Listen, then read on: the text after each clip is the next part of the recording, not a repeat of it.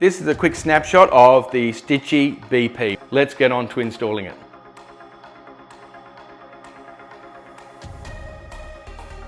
So we're just going to remove the cover, and I've already undone the 2 screws, as you can see.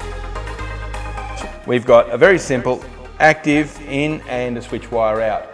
But now what we're going to do is we're actually going to install our Stitchy dimmer. So the first thing we're going to do is we're just going to pop this out of that mech, the plate. Right, so that's out. Let's install our Stitchy dimmer.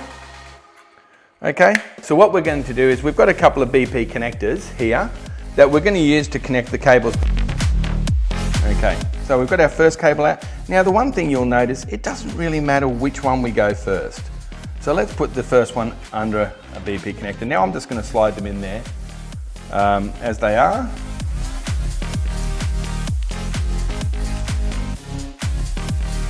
So let's take the second one out.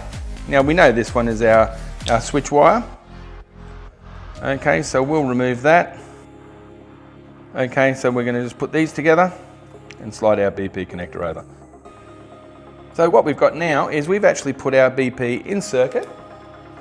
We've put our Stitchy BP in circuit, right? So we can turn the light on and turn the light off. So that's it.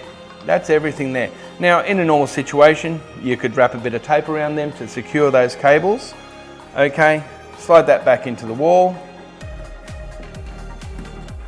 And that's our Stitchy done.